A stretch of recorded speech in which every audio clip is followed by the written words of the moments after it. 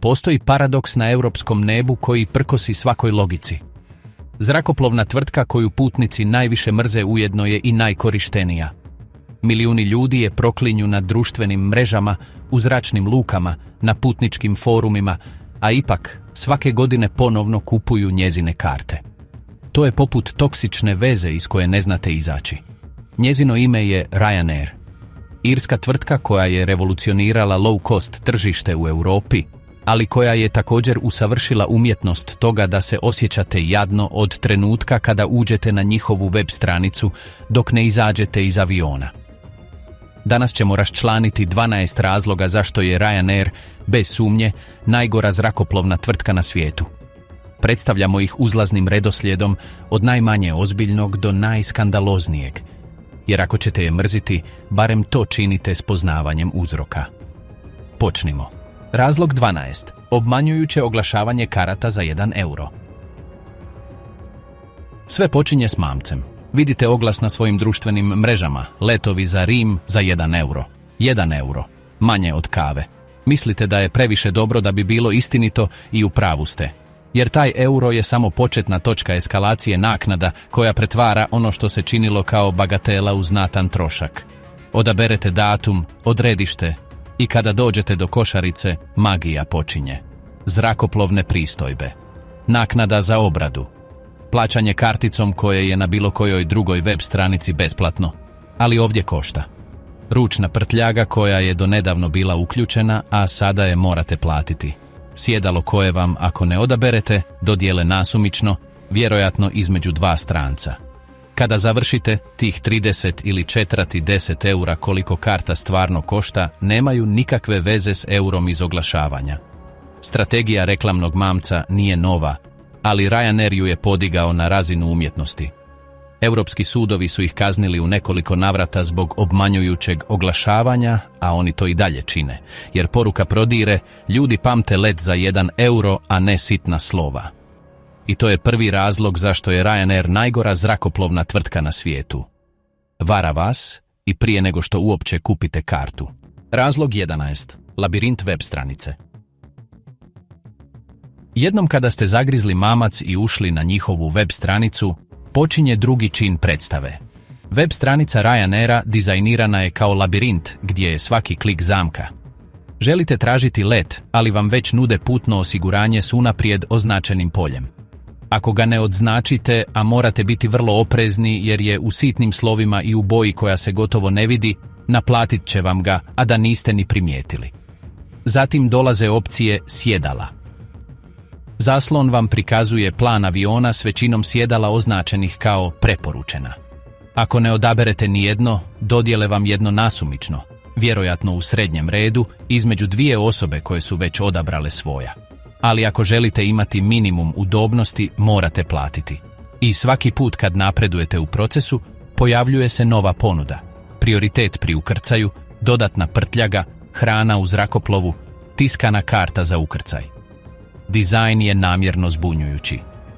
Gumbi za nastavak su veliki i sjajni. Gumbi za preskakanje ponuda su mali i sivi. Stranica se učitava polako, kako ne biste primijetili dodatke koji su se usput zbrojili. I kada konačno dođete do plaćanja, iznos koji vidite na zaslonu nema nikakve veze s onim koji su vam pokazali na početku. Mnogi putnici su se žalili da je web stranica Ryanaira poput kockarnice. Uđete s novčanicom od 10 eura i izađete potrošivši 80, a da ne znate točno kako. Razlog 10. Ručna prtljaga, bojno polje. Ako uspijete izaći iz web labirinta s kupljenom kartom, čeka vas sljedeća bitka. Ručna prtljaga. Ryanair vodi vječni rat s kovčezima svojih putnika. I kao u svakom ratu, pravila se stalno mijenjaju kako bi se zbunilo neprijatelja. U posljednjim godinama Ryanair je smanjio dopuštene dimenzije za ručnu prtljagu više puta nego bilo koja druga zrakoplovna tvrtka. Ono što je prije ulazilo bez problema, sada treba mjeriti mjernom vrpcom. Ono što je prije bilo besplatno, sada košta novac. U nekim zračnim lukama imaju metalne kalupe u koje morate staviti svoj kovčeg. Ako ne uđe, plaćate. Ako kotač strši 1 centimetar, plaćate. Ako je ručka malo deblja, plaćate. I ako vam se ne sviđa, suočavate se s poznatim stavom zemaljskog osoblja koje se čini trenirano da se osjećate kao kriminalac. Najgore je što pravila nisu ujednačena. Ono što vrijedi u Dublinu ne vrijedi u Madridu. Ono što su vam pustili pri odlasku, pri povratku, vam naplate. I kako nema načina da se to sa sigurnošću zna, jedina sigurna opcija je platiti unaprijed. Tako na kraju većina završi plaćajući za prtljagu koja bi u bilo kojoj drugoj low-cost zrakoplovnoj tvrtki bila uključena. I Ryanair to zna. Zato to radi. Razlog 9. Check-in koji morate platiti ako ga zaboravite. Dolazite u zračnu luku. Obavili ste online check-in jer je u Ryanairu obavezan. Ako to niste učinili između 48 sati i 2 sata prije leta, imate problem. Problem koji se zove kazna. I to nije bilo kakva kazna. Može premašiti 50 eura po osobi, zato što niste kliknuli na gumb iz svog doma. Ali ima još toga. Čak i ako ste obavili online check-in, morate imati tiskanu kartu za ukrcaj. Na papiru. Ne vrijedi na mobitelu u mnogim zračnim lukama. Tako da morate tražiti pisač ili platiti u zračnoj luci da vam je ispišu. I naknada za ispis može biti 15, 20 ili 30 eura. Za jedan papir. Politika je namjerno stroga. Ryanair zna da ljudi zaboravljaju, da se ljudi zbune, da ljudi putuju s mobitelom ne razmišljajući da u odredišnoj zračnoj luci neće prihvatiti zaslon. I svaka greška je prilika za naplatu. To je filozofija. Pretvoriti svaku grešku putnika u dodatni prihod. Razlog 8. Sjedala koja izgledaju kao u školskom autobusu. Već ste u avionu. Nadmašili ste sve zamke. Sjednete na svoje sjedalo i tada shvatite. Prostor između vašeg koljena i sjedala ispred točno je onaj koji treba osobi prosječne visine da ne bi bila neudobna. Ali ako ste visoki 1,80 m, ako nosite debelu jaknu, ako imate duge noge, u problemu ste. Sjedala Ryanaira imaju razmak od jedva 73 cm u većini svojih aviona. To je jedan od najsmanjenijih u industriji. I kao da to nije dovoljno, mnogi njihovi Boeing 737 imaju sjedala koja se ne naginju. Fiksna su. Zamislite školski autobus ali u zraku. Tijekom 2, 3, 4 sata. Ovisno o ruti. Bez mogućnosti pomicanja. Bez mogućnosti naginjanja unatrag. S osobom iza koja se žali ako se usudite nasloniti glavu. Konfiguracija sjedala dizajnirana je s jednim jedinim ciljem. Ugurati maksimalan broj putnika koliko je moguće. Ryanair je dospio imati 1800 sjedala u Boeingu 737. Teorijski maksimum. Nema prostora za udobnost jer udobnost ne prodaje karte. Ili oni tako vjeruju. Razlog 7. Usluga u zrakoplovu koja vam naplaćuje čak i zrak. Let polijeće. Avion je u zraku. I tada, kao da je televizijska reklama, posada ustaje sa svojih sjedala i počinje spektakl. Guraju kolica, ali ne da bi vam poslužili nešto besplatno. Da bi vam prodali. U Ryanairu ništa nije besplatno u zrakoplovu. Ni voda, ni čaša soka, ni kava. Čak ni vrećica orašastih plodova. Morate platiti za sve. I cijene nisu baš popularne. Mala boca vode može koštati 3 eura. Sendvič 6. Kava 2,50. Na letu od 2 sata, ako ste žedni, morate platiti. Posada se pretvara u ulične prodavače. Prolaze s kolicima iznova i iznova, nudeći parfeme, kolonjske vode, putne proizvode, lutriju. Let više nalikuje na tržnicu nego na prijevozno sredstvo. I u međuvremenu, putnici koji samo žele stići na svoje odredište, pitaju se zašto su platili ono što su platili da bi bili u letećem izlogu. Najgore je što ova politika nije slučajna. Ryanair je izračunao da značajan dio njihovih prihoda dolazi od prodaje u zrakoplovu. Zato potiču posadu da prodaje više. I putnici koji su već platili kartu, prtljagu, sjedalo i kartu za ukrcaj, moraju platiti i za pijenje vode. Do ovdje za sada, ovi razlozi već objašnjavaju zašto je Ryanair najomraženija zrakoplovna tvrtka na kontinentu. Obmanjujuće oglašavanje, labirintska web stranica, rat oko prtljage, zamka za check-in, neudobna sjedala, usluga koja vam naplaćuje čak i zrak. Ali razlozi koji slijede u nastavku su oni koji je uistinu čine najgorom na svijetu. To su oni koji idu dalje od neudobnosti i dotiču lošu namjeru, nedostatak poštovanja prema putniku i, u nekim slučajevima, apsolutnu drskost. Pripremite se, jer će vas prvi ostaviti bez riječi. I kada ga upoznate, razumjet ćete zašto se milijuni putnika kunu da više neće letjeti s njima, iako na kraju to učine. Razlog 6. Točnost koja nikada nije točnost. Ryanair prodaje svoje letove kao da su švicarski satovi. U svom oglašavanju hvale se da su jedna od najtočnijih zrakoplovnih tvrtki u Europi. Ali stvarnost je, kao i gotovo sve u ovoj kompaniji, vrlo drugačija. Točnost Ryanaira je privid, dotjerani podatak koji skriva stvarnost koja je puno mutnija. Za početak, Ryanair smatra da je let točan ako stigne s manje od 15 minuta kašnjenja. 15 minuta. U bilo kojoj drugoj industriji kašnjenje od 15 minuta smatralo bi se neuspjehom. U Ryanairu je to uspjeh. I tako. S tim tako velikodušnim mjerilom mogu se hvaliti statistikama koje drugi ne mogu dostići. Ali putnici znaju istinu. Sustavna kašnjenja u Ryanairu su konstanta. I to nisu kašnjenja od 5 ili 10 minuta. To su kašnjenja od 1, 2, 3 sata. Putnici koji dođu u zračnu luku, čekaju na izlazu za ukrcaj, vide kako prolazi predviđeno vrijeme polaska, a nitko im ništa ne govori. Ploča i dalje pokazuje na vrijeme, dok kašnjenje ne postane toliko očito da ga više ne mogu sakriti.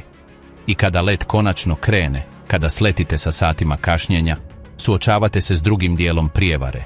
Nikakva kompenzacija.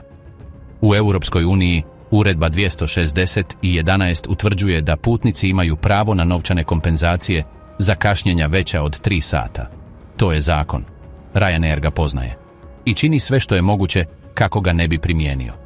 Isprike su uvijek iste. Meteorološki uzroci, problemi s kontrolom zračnog prometa, izvanredne okolnosti. I s tim magičnim oznakama izbjegavaju svoju odgovornost. Putnici koji podnose prigovor suočavaju se s birokratskim labirintom dizajniranim kako bi odustali. Obrasci koji ne vode nikamo, automatski odgovori koji odbijaju kompenzaciju i ako inzistirate, nude vam vaučer u iznosu kompenzacije za trošenje na buduće letove Ryanaira. Kompenzacija koju možete koristiti samo kod njih. To je kao da vam lopov vrati novčanik, ali samo da biste potrošili novac u njegovoj vlastitoj trgovini.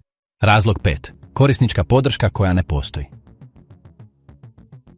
Zamislite da je sve pošlo po zlu.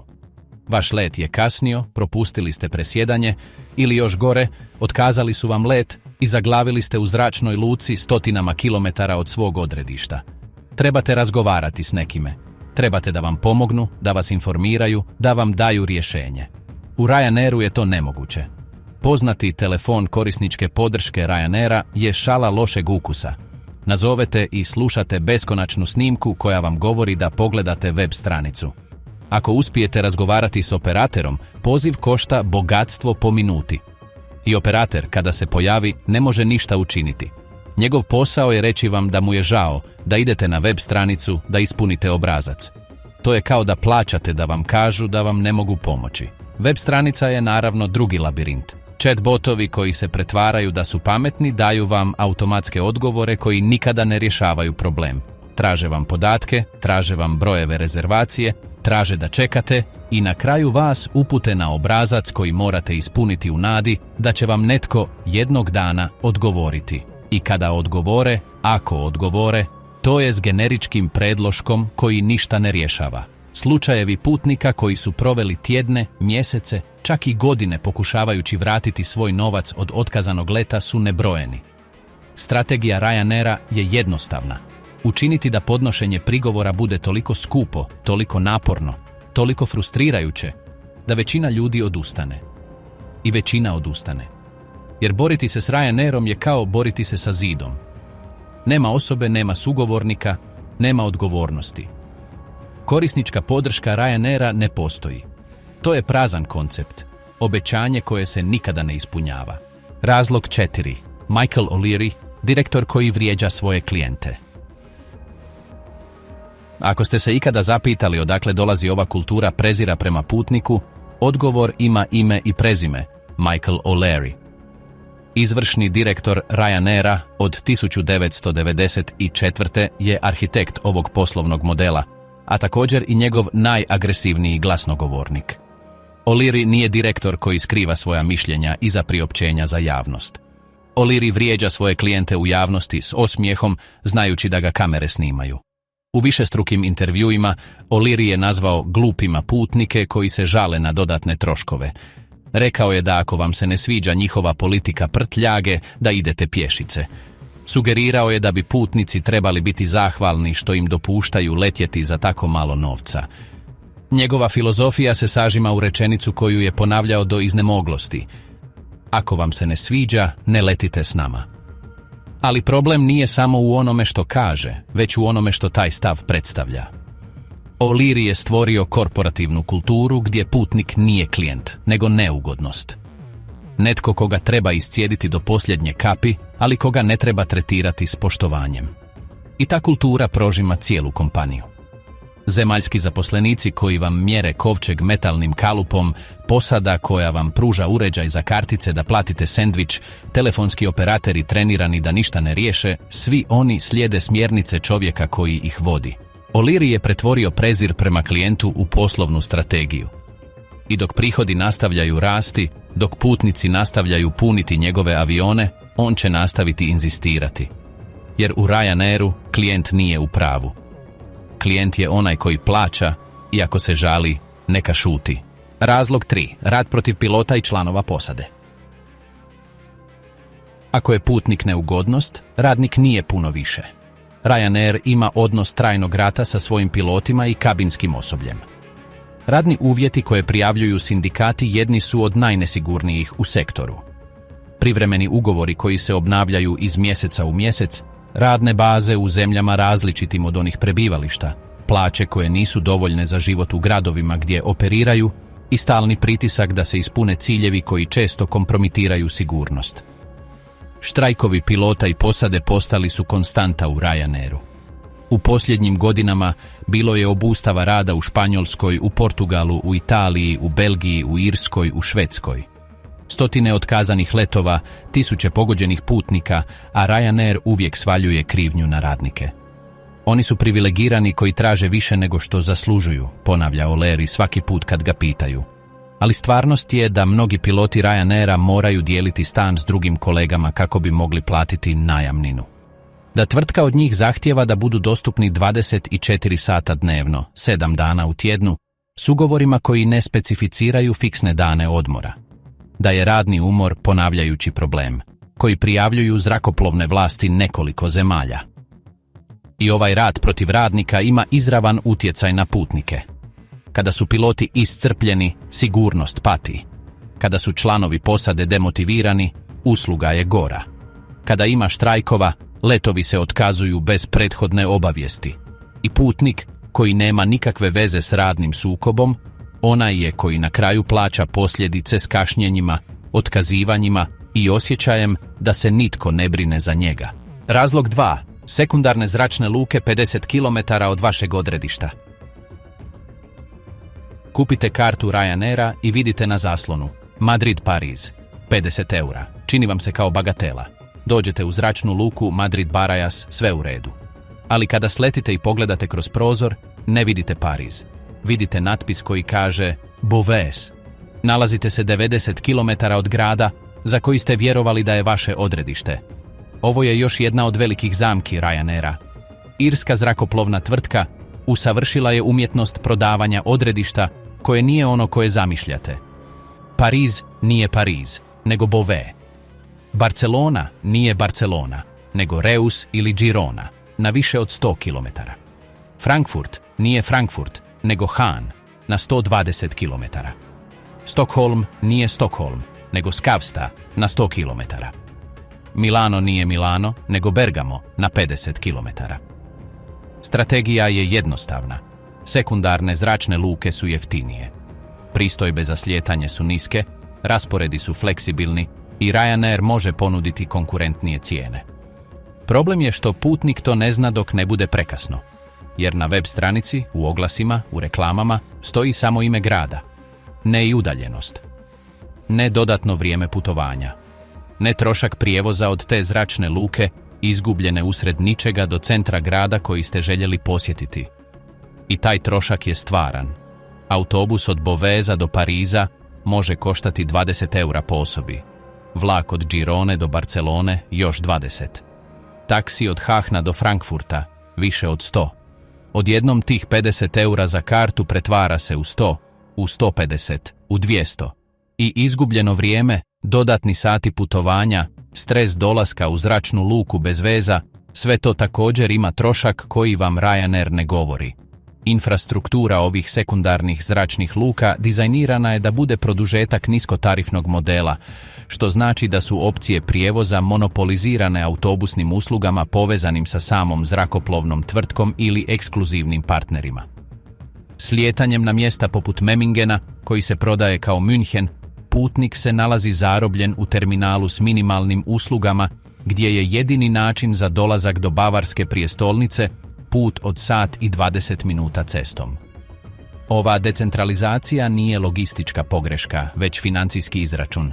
Ryanair prima subvencije od lokalnih vlasti ovih ruralnih regija kako bi privukao turizam, dok korisnik preuzima skriveni trošak umora i gubitka, gotovo pola dana odmora u transferima.